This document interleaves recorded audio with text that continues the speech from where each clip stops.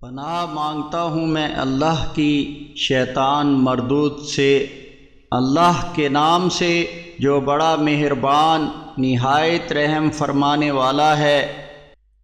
اے نبی محمد صلی اللہ علیہ وسلم، آپ کہہ دیجئے کہ مجھ پر جو وحی کی گئی ہے اس میں تو میں کسی کھانے والے پر کوئی چیز جسے وہ کھائے حرام نہیں پاتا، ہاں سوائے اس کے کہ وہ مردار ہو یا بہایا ہوا خون یا سور کا گوشت، کیونکہ وہ ناپاک ہے، یا ایسا گناہ کا کام ہو کہ کوئی شے غیر اللہ سے منسوب کر دی گئی ہو۔ پھر جو شخص مجبور ہو بغاوت کرنے یا حد سے تجاوز کرنے والا نہ ہو، کچھ اس میں سے کھا لے تو یقیناً تمہارا رب بہت زیادہ بخشنے والا رحم فرمانے والا ہے۔ اور جو یہودی ہوئے ان پر ہم نے حرام کر دیا ہر ناخون والا جانور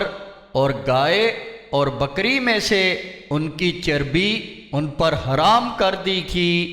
سوائے اس چربی کے جو ان کی پشت پر یا آنتوں میں لگی ہو یا جو ہڈی سے ملی ہوئی ہو۔ ہم نے یہ سزا ان کی باغیانہ روش کی وجہ سے ان کو دی تھی، اور یقیناً ہم ہی سچے ہیں۔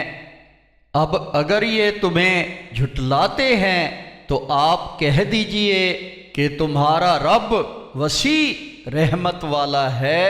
اور اس کا عذاب مجرم لوگوں سے نہ ٹلے گا۔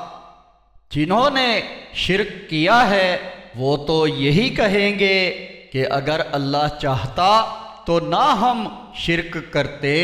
اور نہ ہمارے باپ دادا، اور نہ ہم کوئی چیز حرام کرتے۔ ان سے پہلے لوگوں نے بھی اسی طرح انکار کیا، یہاں تک کہ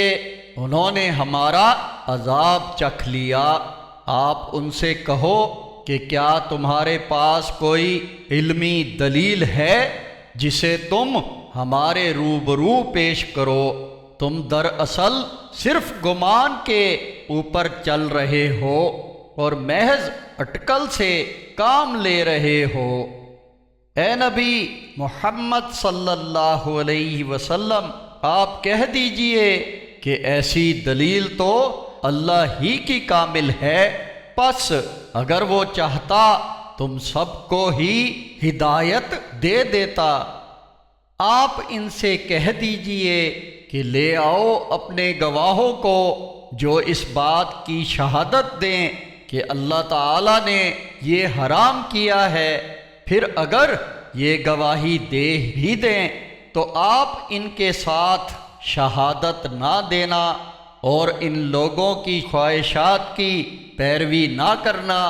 جنہوں نے ہماری آیات کا انکار کر دیا ہے اور جو آخرت پر ایمان نہیں رکھتے اور دوسروں کو اپنے رب کے برابر ٹھہراتے ہیں۔